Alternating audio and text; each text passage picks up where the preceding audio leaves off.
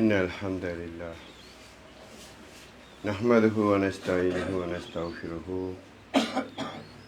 ونعوذ بالله من شرور أنفسنا ومن سيئات أعمالنا من يهده الله فلا مضل له ومن يضلل فلا هادي له وأشهد أن لا إله إلا الله وحده لا شريك له وأشهد أن محمدا عبده ورسوله أما بعد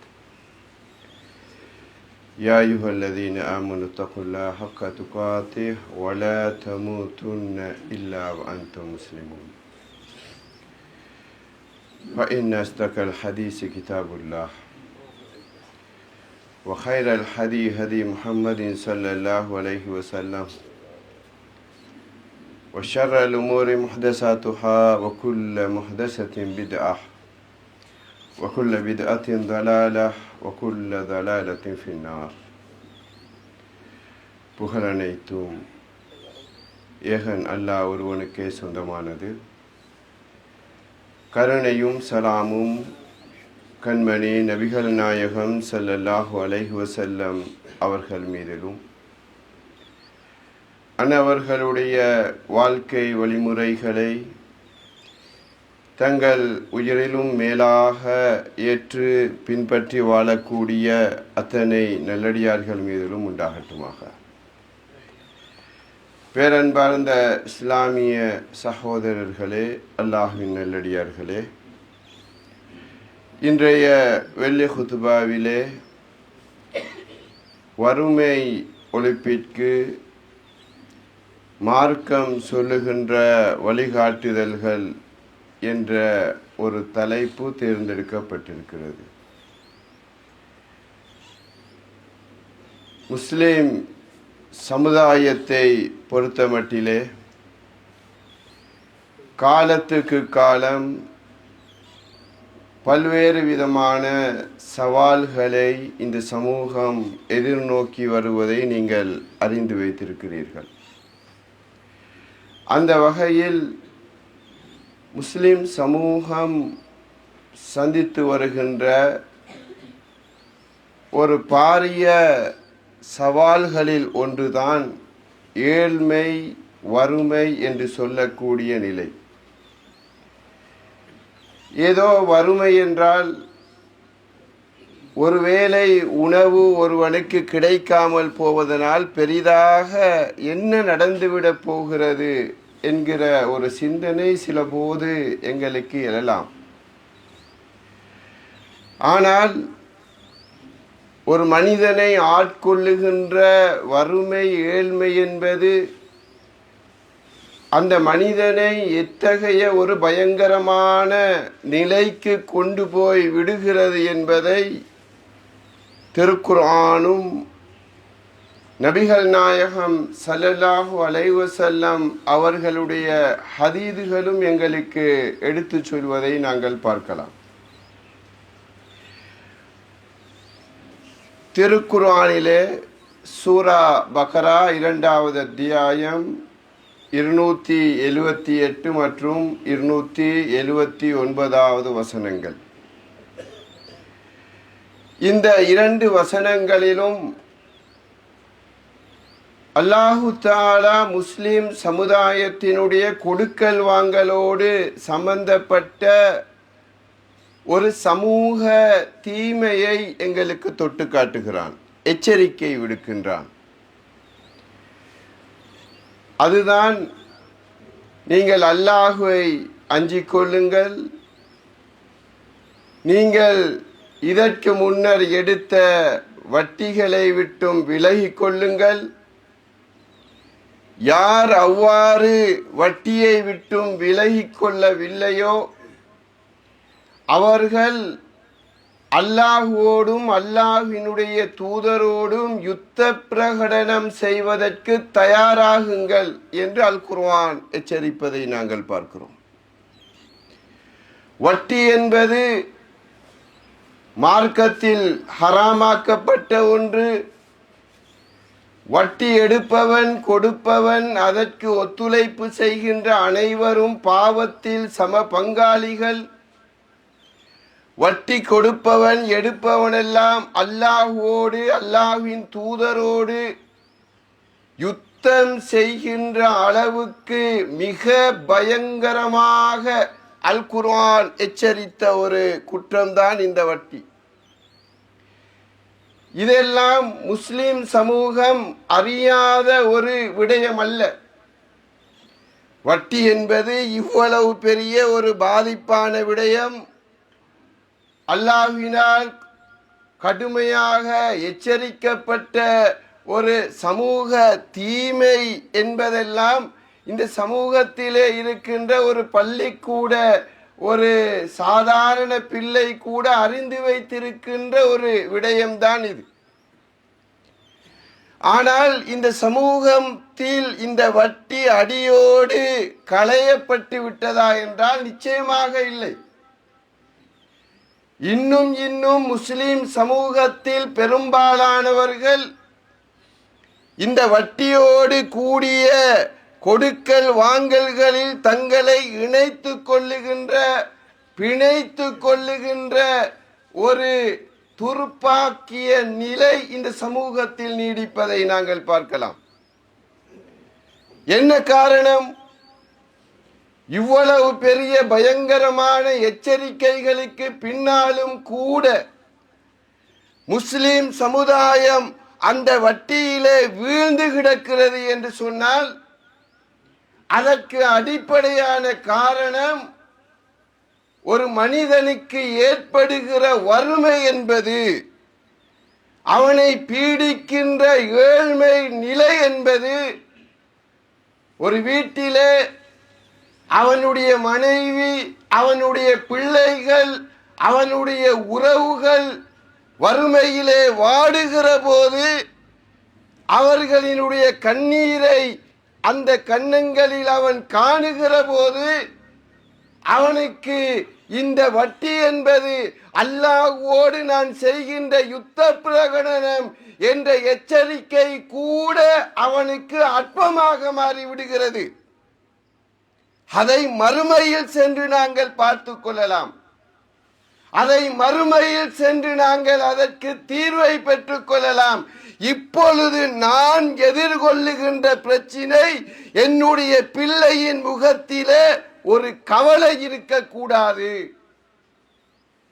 எனவே தான் சந்திக்கின்ற, தன்னுடைய குடும்பம் எதிர்கொள்ளுகின்ற அந்த வறுமைக்கு முன்னால் அல்லாஹ்வினுடைய எச்சரிக்கைகள் கூட இரண்டாம் பட்சமாக இன்று மனிதர்களுக்கு மாறி போயிருப்பதை பார்க்கிறோம். அந்த அளவுக்கு இந்த வறுமை என்பது பயங்கரமான சகோதரர்களே. அது மாத்திரமல்ல, திருமறை குர்ஆனிலே சூரத்துல் இஸ்ரா 17வது அத்தியாயம் 31வது வசனம். இந்த வசனத்திலே அல்லாஹ் தஆலா வறுமை நிலை என்பது ஒரு மனிதனை எங்கு கொண்டு போய் நிறுத்தும் என்ற இன்னும் ஒரு எச்சரிக்கையை எங்களுக்கு சொல்லி காட்டுகிறான். வலா தக்துலு அவுலாதக்கும், உங்களுடைய குழந்தைகளை நீங்கள் கொலை செய்து விடாதீர்கள். எதற்காக? ஹஷ்யத இம்லாக், வறுமைக்கு அஞ்சி, ஏழ்மைக்கு பயந்து உங்களுடைய குழந்தைகளை நீங்கள் கொன்று விடாதீர்கள். நஹ்னு நர்சுகுகும் வ இய்யாக்கும், அவர்களுக்கும் உங்களுக்கும் நாமே வாழ்வாதார வசதிகளை வழங்குகிறோம் என்று அல் குர்ஆன் அந்த வசனத்திலே எச்சரிக்கை செய்வதை நாங்கள் பார்க்கலாம். எனவே ஒரு மனிதனுக்கு ஏற்படுகிற வறுமை நிலை என்பது அவனுடைய பிள்ளைகளை கூட அல்லது கருவிலே வளர்கிற அந்த எதிர்கால சந்ததிகளை கூட கொலை செய்கின்ற கொடூர உள்ளத்தை ஒரு மனிதனுக்குள் ஏற்படுத்தும் என்ற செய்தியை தான் அல் குர்ஆன் எங்களுக்கு சொல்லி காட்டுவதை நாங்கள் பார்க்கிறோம்.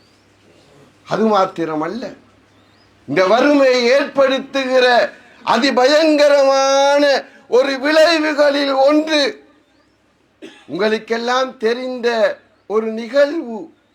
அல்லாஹ்வின் தூதர் ஸல்லல்லாஹு அலைஹி வஸல்லம் அவர்கள் நபித்தோழர்களுக்கு தனக்கு முன்னால் வாழ்ந்த ஒரு சமுதாயத்தினுடைய ஒரு நிகழ்வை எடுத்து காட்டுகிறார்கள். 3 நபர்கள் ஒரு காட்டு வழியிலே பயணிக்கிற போது மழை பொழிகிறது, குகைக்குள் செல்கிறார்கள், கற்பாறை வாசலை அடைத்துக் கொள்கிறது.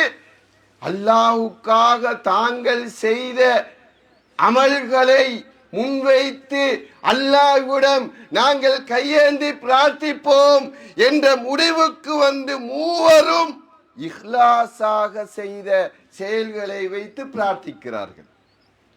அந்த மூவரில் ஒருவர் அல்லாஹ்விடம் எப்படி பிரார்த்திக்கிறார்? யா அல்லாஹ், எனக்கு என்னுடைய சாச்சாவினுடைய ஒரு மகள் இருந்தால், சாச்சாவினுடைய ஒரு மகள் இருந்தால், ஒரு ஆண் ஒரு பெண்ணை எந்த அளவுக்கு நேசிப்பானோ அந்த அளவுக்கு மிக கடுமையாக அந்த பெண்ணை நான் நேசித்தேன். அவளை தகாத உறவுக்காக அழைத்தேன். அவள் என்னிடம் ஒரு கோரிக்கை வைத்தாள். எனக்கு 100 தீனார்கள் தேவைப்படுகிறது. அந்த தீனார்களை நீங்கள் தந்தால் உங்களுடைய ஆசைக்கு நான் இணங்குவேன் என்கிறார். இவர் அந்த தீனார்களை சேர்த்து கொண்டு அந்த பெண்ணை அழைக்கிறார். அந்த பெண் அந்த தகாத நடத்தைக்காக செல்கிறார். அந்த விபச்சாரத்தில் ஈடுபடுகிற இறுதி நிலையை அடைகிற போது அந்த பெண் அந்த நபரை பார்த்து சொல்கிறார், யா அப்தல்லா இத்தகில்லாஹ், அல்லாஹ்வின் அடிமையே, அல்லாஹ்வை அஞ்சிக் கொள்ளுங்கள். அல்லாஹு தஆலா ஹலாலாக்கிய திருமணம் என்ற வழிமுறையை தாண்டி என்னுடைய கற்பை நீங்கள் சூறையாடாதீர்கள் என்று அவள் சொன்னவுடன், யா அல்லாஹ், நான் உன்னுடைய அச்சத்தினால் அந்த பாவத்தை விட்டும் விலகிக் கொண்டேன் என்று அந்த மனிதர் சொன்னார். அந்த கற்பாறை விலகியது என்ற செய்தியை நீங்கள் எல்லோரும் கேள்விப்பட்டிருப்பீர்கள். இந்த சம்பவத்திலே அந்த சம்பவத்தோடு தொடர்பு பட்ட அந்த பெண்மணி எப்படியான பெண்மணி என்று அந்த ஹதீஸ் சொல்கிறது. அல்லாஹ்வினுடைய அச்சமில்லாத ஒரு பெண்மணி அல்ல, துர்நடத்தை உள்ள மோசமான ஒரு பெண்மணி அல்ல. அல்லாஹ்வினுடைய அச்சம் உள்ளத்திலே பீரிட்டி பாய்ந்த ஒரு ஈமானிய பெண் அவள். எனவே தான் ஒழுக்க கேட்டுக்கு அவள் போக விரும்பவில்லை. பணம் கிடைத்தால் கற்பை ஒரே அடியாக தூக்கி எறிந்துவிட்டு விபச்சாரத்தில் வீழுகிற ஒரு நிலை அந்த பெண் இருக்கவில்லை. எனவே தான் யா அப்தல்லா இத்தகில்லா என்ற வார்த்தையை அவள் வெளிப்படுத்துகிறாள். அல்லாஹ்வினுடைய இறையச்சம் குடிகொண்ட ஒரு பெண் அவள். அப்படி இருந்தும் அந்த பெண் ஒரு விபச்சாரம் என்கிற அந்த நிலைக்கு, தன் கற்பை விலை பேசுகிற நிலைக்கு அந்த பெண் செல்லுகிறாள் என்றால் அவளுடைய வறுமை, அவளுக்கு இருந்த பொருளாதார தேவை அவளை அந்த நிலைக்கு கொண்டு போய் விட்டதை அந்த செய்தி எங்களுக்கு சூசகமாக சொல்வதை பார்க்கிறோம். எனவே வறுமை என்பது ஒரு ஈமானிய பெண்மணியை கூட விபச்சாரத்தின் பால், கற்பை விலை பேசுவதன் பால் கொண்டு போய் நிறுத்துகிற அளவுக்கு அதிபயங்கரமான ஒரு விடயம் என்பதை இந்த ஹதீஸ் எங்களுக்கு சொல்வதை பார்க்கிறோம். சஹீஹ் புகாரியிலே 2333வது இலக்க செய்தியாக இந்த செய்தியை நாங்கள் பார்க்கலாம். அது மாத்திரமல்ல, நாங்கள் வாழுகிற இந்த சமகாலத்திலே சென்ற ஆண்டு கூட ஒரு ஓலவல் கற்கிற பெண் பிள்ளை தன்னுடைய கணித பாடத்திற்கு செல்வதற்கு வசதி வாய்ப்பு இல்லை என்பதற்காக தன்னுடைய உயிரை அவள் தற்கொலை செய்து மாய்த்து கொண்டாள் என்ற செய்தி இந்த இடத்திலே இருக்கிற நீங்கள் அனைவரும் அறிந்த ஒரு விடயம். எனவே ஒரு பொருளாதார பிரச்சினை, வீட்டில் நிலவுகிற வறுமை நிலை என்பது தன்னுடைய உயிரை கூட தற்கொலை செய்து மாய்த்து கொள்ளுகிற அளவுக்கு ஒரு பயங்கரமான ஒரு நிலையை அது தோற்றுவிக்கும் என்பதைத்தான் இந்த செய்திகள் எல்லாம் எங்களுக்கு எடுத்து காட்டுவதை நாங்கள் பார்க்கலாம். எனவே தான் அல் குர்ஆன் இந்த விடயத்தை மிக சீரியஸாக பார்க்கிறது. திருமறை குர்ஆனிலே 107வது அத்தியாயம் சூரத்துல் மாஊன், ஒரு சின்ன அத்தியாயம். அந்த அத்தியாயத்திலே அல்லாஹு தஆலா எப்படி ஆரம்பிக்கிறான்? அரைத்தல்லதி யுகதிபு பித்தீன், மறுமை நாளை பொய்ப்பிக்கின்ற மனிதர்களை நீங்கள் பார்க்கவில்லையா? அல்லாஹு தஆலா வினா தொடுக்கிறான். யார் அந்த மனிதர்கள்? ஒரு அப்புகாமி அல்ல, ஒரு ஒரு ஒரு மூர்த்தி அல்ல, ஒரு அந்தோணி அல்ல. நாம இருந்தால் இவர்களைத்தான் சொல்லுவோம் மறுமையை பொய்ப்பிக்கின்ற மனிதர்கள் என்று அல் குர்ஆன் சொல்லுகிறது. இந்த மறுமை நாளை பொய்ப்பிக்கின்ற மனிதர்கள் யார் என்றால் ஃபதாலிகல்லதி யதுல் யதீம், அவர்கள்தான் அனாதைகளோடு கடுமையாக நடந்து கொள்கின்றவர்கள். ஒரு தந்தை இல்லாத, தந்தை பாசம் தெரியாத, அந்த ஒரு தந்தையின் அரவணைப்பு கிடைக்காமல் இந்த சமூகத்தில் வளருகின்ற ஒரு பிள்ளை படுகின்ற ஒரு அவஸ்தை இருக்கிறதே, அது வார்த்தைகளினால் வர்ணித்துவிட முடியுமான ஒரு அம்சம் அல்ல சகோதரர்களே. அவ்வளவு ஒரு தாங்க முடியாத ஒரு நிலைத்தான் ஒரு அனாதையினுடைய உணர்வு கொப்பளங்கள், அந்த கொந்தளிப்புகள்.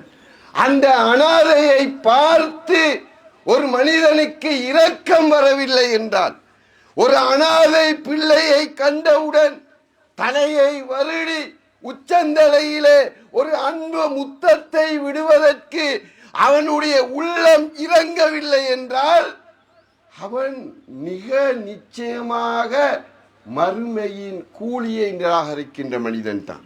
ஏனென்றால் மறுமை நாளை ஈமான் கொண்ட ஒரு மனிதன் தான் இந்த அனாதை மீது இரக்கம் காட்டினால் அந்த அரிசின் ரஹ்மான் அல்லாஹு தஆலா நாளை மறுமையிலே எனக்கு கருணை புரிவான் என்ற நம்பிக்கை இருந்தால் மட்டும்தான் ஒரு மனிதனால் அனாதைகள் விடயத்தில் கரிசனை காட்ட முடியும், அக்கறை செலுத்த முடியும், அவர்களுக்காக உழைக்க முடியும், அவர்களுக்காக பாடுபட முடியும். அந்த அக்கறை இல்லை என்றால், அந்த இரக்கம் வரவில்லை என்றால் அவன் மறுமையை மறுத்தவன் தான் என்பதைத்தான் சூரத்துல் மாஊன் எங்களுக்கு எடுத்து சொல்கிறது.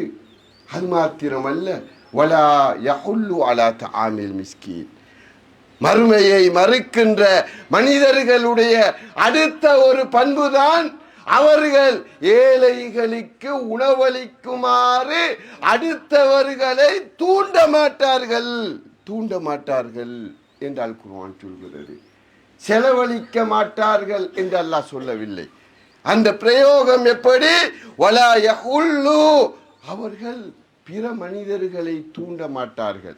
எனக்கு வசதி இல்லாமல் இருக்கலாம், எனக்கு செல்வம் இல்லாமல் இருக்கலாம், ஆனால் அல்லாஹு தஆலா தந்த ஒரு நாவன்மை எனக்கு இருக்கலாம், ஒரு பேச்சு திறமை இருக்கலாம்.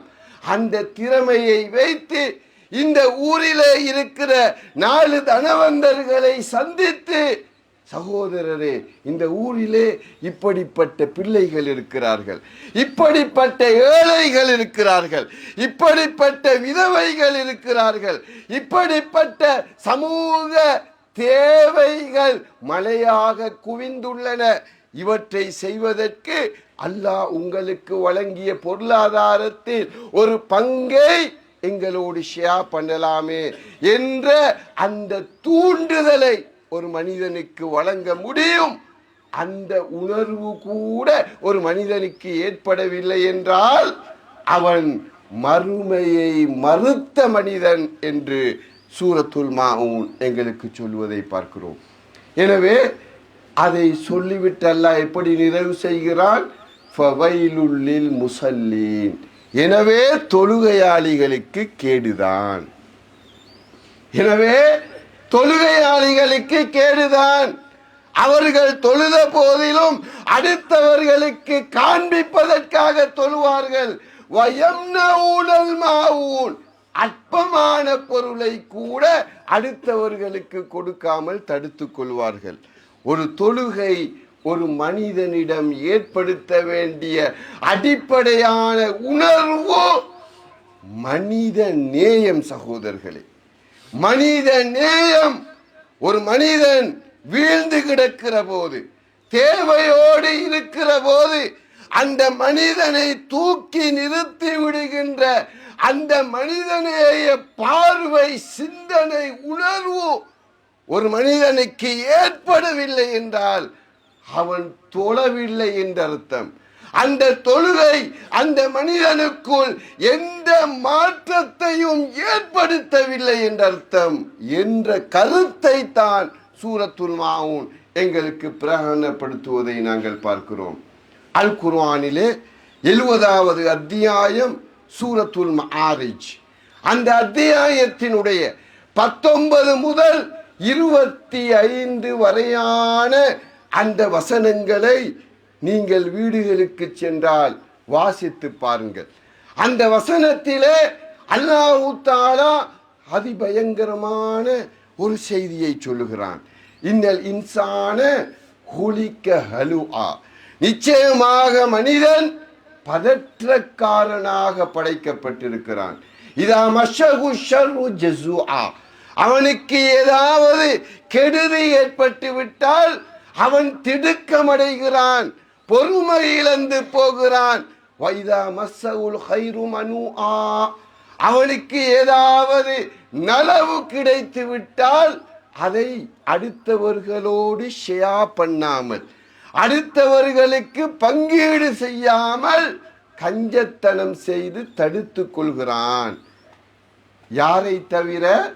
இல்லல் முஸல்லீன், தொழுகையாளிகளை தவிர என்று அல் குர்ஆன் சொல்கிறது.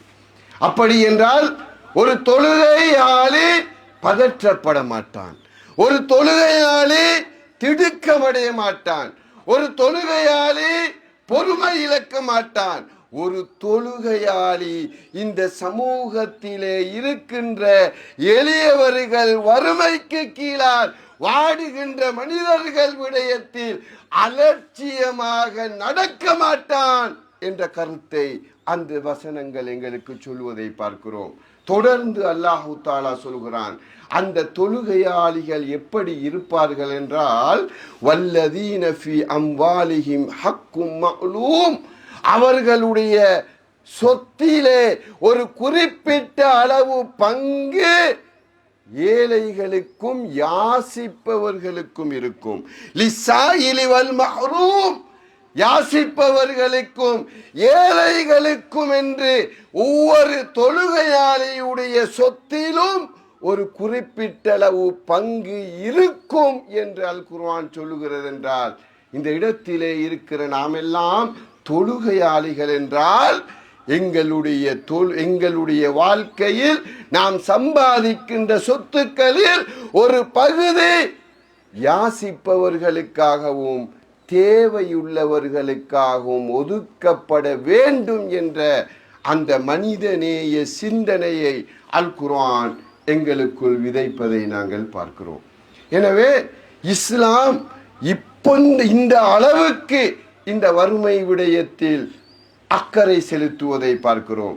எனவே தான் நபிகள் நாயகம் ஸல்லல்லாஹு அலைஹி வஸல்லம் அவர்கள் ஹிரா குகையிலே முதல் தூதை எடுத்துக்கொண்டு நடுநடுங்கியவர்களாக, யா ஹதீஜா ஜம்மிலூனி, என்னை போற்றுங்கள், எனக்கு ஏதாவது ஆபத்து ஏற்பட்டு விடுமோ என்று பயந்த அந்த நேரத்தில் ஹதீஜா என்ற அருமை மனைவி அல்லாஹ்வின் தூதரை அரவணைத்து ஒரு ஆறுதல் வார்த்தை சொன்னார்கள். உங்களிடம் 5 பண்புகள் உள்ளன, நிச்சயமாக அல்லாஹ் தஆலா இந்த பண்புகள் இருக்கிற உங்களை இழிவுபடுத்த மாட்டான், அந்த 5 பண்புகளில் மிக முக்கியமான 2 பண்புகள் என்ன தெரியுமா? நீங்கள் வதஹ்மிலுல் கல்ல சிரமப்படுவோர்களின் சுமைகளை நீங்கள் தாங்கிக் கொள்கிறீர்கள். இந்த சமூகத்தில் யாரெல்லாம் அவஸ்தைப்படுகிறார்களோ, யாரெல்லாம் ஏழைகளாயிருக்கிறார்களோ, யாரெல்லாம் வறுமைக்கு கீழால் வீழ்ந்து கிடக்கிறார்களோ, சொந்த காலில் நிற்பதற்கு தெம்பில்லாமல் இருக்கிறார்களோ, அத்தகைய இயலாதவர்களுடைய சுமையை வதஹ்மில் நீங்கள் சுமந்து கொள்கிறீர்கள். வதக்ஸிபுல் மஅதூம் இல்லாத ஏழைகளுக்காக நீங்கள் உழைத்து போடுகிறீர்கள். அவர்கள் சொன்ன ஆறுதல் வார்த்தையை பாருங்க. அல்லாஹ்வின் தூதருடைய வாழ்க்கையில் இருந்த அற்புதமான பண்பு, அவர் தன்னுடைய மனைவிக்காக மாத்திரம் உழைப்பவர் அல்ல, தன்னுடைய குடும்பத்திற்காக மாத்திரம் உழைத்தவர் அல்ல, இந்த சமுதாயத்திலே இருக்கிற வறுமைக்கு உட்பட்ட மனிதர்களுக்காகவும் அல்லாஹ்வின் தூதர் உழைத்திருக்கிறார்கள் என்ற அந்த வார்த்தையை சொல்லி அல்லாஹ் உங்களை இழிவுபடுத்த மாட்டான் என்று அல்லாஹ்வின் தூதரின் அருமை மனைவி சொன்ன செய்தியை சஹீஹ் புகாரியிலே 3வது இலக்க செய்தியாக நாங்கள் பார்க்கிறோம். எனவே அன்பானவர்களே, இஸ்லாம் இந்த அளவுக்கு இந்த வறுமை ஒழிப்பு விடயத்தில், இந்த ஏழ்மையை நீக்குகிற விடயத்தில் இஸ்லாம் எங்களுக்கு வித்தியாசமான ஒரு சிந்தனையை, ஒரு கண்ணோட்டத்தை வழங்குகிறது. அதற்காக உழைக்க வேண்டும், அதற்காக பாடுபட வேண்டும். இல்லாத ஏழைகளுக்காக, தேவையுள்ள மனிதர்களுக்காக, வீழ்ந்து கிடக்கின்றவர்களை கை நீட்டி உயர்த்துவதற்காக நாங்கள் களப்பணியாற்ற வேண்டும் என்ற செய்தியை அல் குர்ஆனும் சுன்னாவும் நிரப்பமாக எங்களுக்கு சொல்வதை நாங்கள் பார்க்கிறோம். எல்லாம் வல்ல அல்லாஹு தஆலா அந்த நல்ல உணர்வுகளையும் அதற்காக உழைக்கின்ற மனிதர்களாக எங்களையும் ஆக்கி வைப்பானாக. வாஹிரு தஅவானா அல்ஹம்துலில்லாஹி ரப்பில் ஆலமீன்.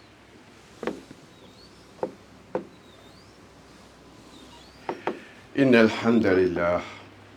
பேரன்பார்ந்த இஸ்லாமிய சகோதரர்களே, அல்லாஹ்வின் நல்லடியார்களே, வறுமை ஒழிப்பிற்கு இஸ்லாம் சொல்லக்கூடிய பல்வேறு தீர்வுகள் உள்ளன.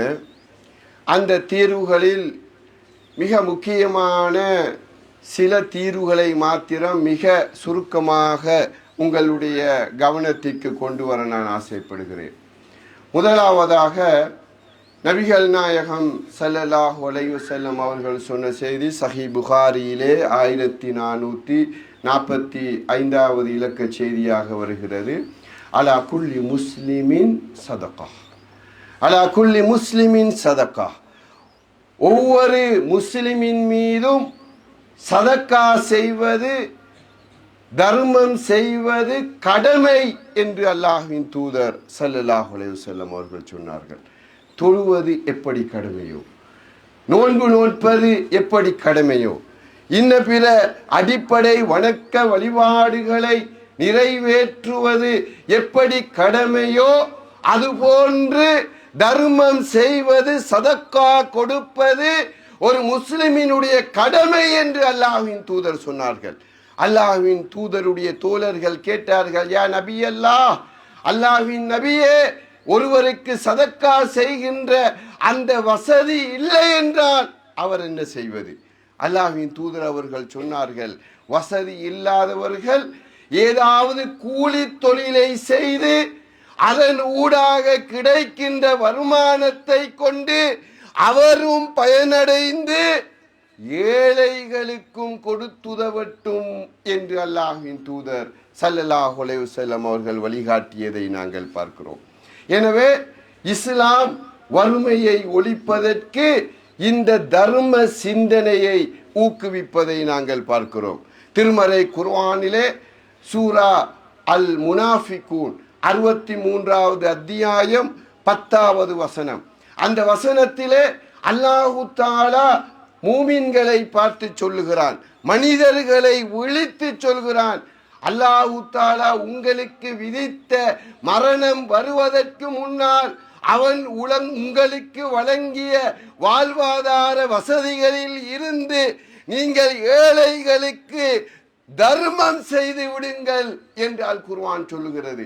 அப்படி யார் தர்மம் செய்யவில்லையோ அந்த மனிதனுடைய இறுதி தருவாயில் அந்த மனிதன் அல்லாஹ்விடம் கெஞ்சுவானாம், லவ்லா அஹ்ர்தனி இலா அஜலின் கரீப், யா அல்லாஹ் எனக்கு இன்னும் சிறிது அவகாசம் தா, லஅஸ்ஸதக ஃபஅஸ்ஸதக வஅகும் மினஸ் சாலிஹீன், உன்னுடைய பாதையிலே தர்மம் செய்து நான் சாலிகான மனிதனாக மாறிவிட்டு வருகிறேன், ஒரு சின்ன சான்ஸ் தா என்று ஒரு மனிதன் சக்கராத்து வேளையில் அல்லாஹ்விடம் கெஞ்சுவான் என்ற செய்தியை அல் குர்ஆன் எங்களுக்கு சொல்கிறது. எனவே வறுமையை ஒழிப்பதற்கு அதிகமாக முஃமின்கள் முஸ்லிம்கள் தர்மம் செய்ய வேண்டும் என்ற அந்த சிந்தனையை இஸ்லாம் தூண்டி விடுவதை நாங்கள் பார்க்கிறோம். இரண்டாவதாக இஸ்லாம் வசியத்து என்ற ஒரு பகுதியை எங்களுக்கு அறிமுகம் செய்கிறது. வசியத் என்ற ஒரு பகுதியை சஹீஹ் புகாரியிலே 2744வது இலக்க செய்தியாக அல்லாஹ்வின் தூதர் சொன்ன ஒரு விடயம் பதிவு செய்யப்பட்டிருப்பதை பார்க்கிறோம். அல்லாஹ்வின் தூதர் சொல்கிறார்கள், ஒரு மனிதன் தன்னுடைய சொத்திலே 1/3 அதிகமாகாமல் அவன் வசியத்து செய்ய முடியும் என்று அல்லாஹ்வின் தூதர் ஊக்கப்படுத்துவதை நாங்கள் பார்க்கலாம். இன்று இந்த இலங்கை நாட்டிலே பல்வேறு நகர்ப்புறங்களில் தலை நிமிர்ந்து நிற்கின்ற எத்தனையோ மஸ்ஜிதுகள், எத்தனையோ கட்டடங்கள், எத்தனையோ வளவுகள் நம்முடைய முன்னோர்களினால் இவ்வாறு வசியத்து செய்யப்பட்டவை என்பதை நாங்கள் மறந்துவிடக் கூடாது. எனவே வசியத்து என்பது, மரண சாசனம் என்பது, என்னுடைய சொத்திலே இருந்து குறிப்பிட்ட அளவு பகுதியை இந்த மர்கஸுக்காக, இந்த மஸ்ஜிதுக்காக, சமூக நற்பணிகளுக்காக, ஏழை எளியவர்களுக்கு நேசக்கரம் உதவிக்கரம் நீட்டுவதற்காக நான் அதை மரண சாசனம் செய்கிறேன், அதை வசியத்து செய்கிறேன், அதை வழங்குகிறேன் என்று ஒரு மனிதன் எடுக்கிற முடிவிருக்கிறது. அதை அல் குர்ஆனும் சுன்னாவும் ஊக்கப்படுத்துவதை நாங்கள் பார்க்கலாம். எனவே வசியத்து என்பது வறுமையை ஒழிப்பதற்கு இஸ்லாம் சொல்லுகிற ஒரு இரண்டாவது தீர்வாக நாங்கள் பார்க்கலாம். மூன்றாவது தீர்வுதான் ஒரு மனிதனுடைய குடும்ப ரீதியான பொருளாதாரத்தில் யாரெல்லாம் கீழே வீழ்ந்து கிடக்கிறார்களோ அவர்களை குடும்ப ரீதியாக பலப்படுத்தி பொருளாதாரத்தில் ஒரு ஸ்திர தன்மையை ஏற்படுத்துவதற்காக வராசத் என்கின்ற ஒரு சொத்து பங்கீட்டு முறைமையை இஸ்லாம் எங்களுக்கு அறிமுகப்படுத்தி காட்டுகிறது. மார்க்கம் சொன்ன அடிப்படையில், அல் குர்ஆன் சொன்ன விகிதாசார அடிப்படையில் உங்களுடைய சொத்துக்களை நீங்கள் பிரித்து கொண்டால் நீங்கள் பொருளாதார ரீதியாக பலப்படுவீர்கள் என்ற அற்புதமான வழிகாட்டுதலை, ஒரு தீர்வு பொறியை இஸ்லாம் எங்களுக்கு சொல்லித் தருகிறது. 4வது அத்தியாயம் 7 முதல் 14 வரையான வசனங்களில் அல்லாஹு தாலா இந்த வராசத் சொத்து பங்கீடு சம்பந்தப்பட்ட அந்த சட்டதிட்டங்களை எங்களுக்கு அறிமுகப்படுத்துகிறான். இந்த இலங்கை நாட்டிலே மார்க்கம் சொன்ன அடிப்படையில் நிறைவேற்ற முடியுமான ஒரு கடமை தான் சொத்து பங்கீடு. ஆனால் எத்தனை பேர் மார்க்க அடிப்படையில் சொத்துக்களை நாங்கள் பிரித்திருக்கிறோம்? எத்தனையோ உரிமைகளுக்காக கோஷம் எழுப்புகிற நாம், எத்தனையோ உரிமைகளுக்காக மாநாடுகள் போடுகிற நாம், ஆர்ப்பாட்ட களங்களை காணுகிற நாம், மார்க்கம் தந்த உரிமையை இந்த நாட்டிலும் நீங்கள் பயன்படுத்துகிற உரிமை உங்களுக்கு உண்டு என்று இந்த நாட்டு சட்டம் சொல்கிறதே, அந்த சொத்து பங்கீட்டை மார்க்க அடிப்படையில் இன்று பிரித்து கொள்பவர்கள் எத்தனை பேர் இருக்கிறோம்? எனவே இஸ்லாம் 3வது தீர்வாக அதை எங்களுக்கு சொல்லி காட்டுகிறது. 4வது தீர்வாக ஏற்கனவே சொன்ன மாரிஜினுடைய ஹக்கும் மஅலூம், ஒவ்வொரு தொழுகையாளியினுடைய சொத்திலும் குறிப்பிட்ட ஒரு பங்கு ஏழைகளுக்கு உண்டு என்று இஸ்லாம் சொல்கிறது. அதை ஊக்கப்படுத்தி எடுத்துக்கொள்வது ஒரு வறுமைக்கான தீர்வாக இஸ்லாம் சொல்வதை பார்க்கிறோம். ஐந்தாவதாக கூட்டு ஜக்காத். ஆறாவதாக அல்லாஹ்வின் தூதர் நடைமுறைப்படுத்தி காட்டிய பைத்துல் மால் என்ற பொது நிதியம். எனவே இந்த 6 வகையான வழிகாட்டல்களை இஸ்லாம் எங்களுக்கு வழங்கி இருக்கிறது, தீர்வாக சொல்லி இருக்கிறது.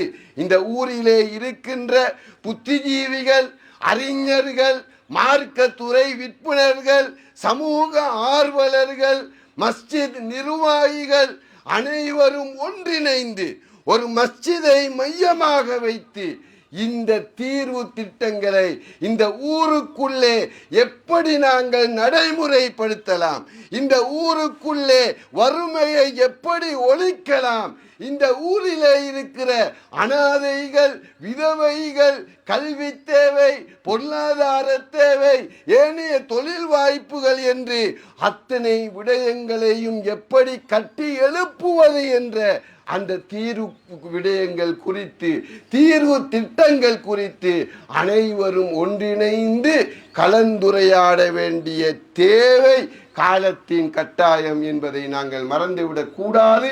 எனவே இஸ்லாம் சொல்லுகிற இந்த அற்புதமான வழிகாட்டல்களை அடிப்படையாக வைத்து இந்த சமூகத்தில் புரையோடி போயிருக்கின்ற இந்த வறுமையை, ஏழ்மையை ஒழிப்பதற்கு நாம் அனைவரும் பாடுபட வேண்டும். எல்லாம் வல்ல அல்லாஹு தாலா அதற்கான அறிவையும் ஆற்றலையும் ஆன்மீக ஈமானிய பலத்தையும் நம் அனைவருக்கும் தந்தருவானாக. வாஹிர் தஅவானா அனில் ஹம்துலில்லாஹி ரப்பில் ஆலமீன். வஸ்ஸலாமு அலைக்கும் வரஹ்மத்துல்லாஹி வபரகாத்துஹு.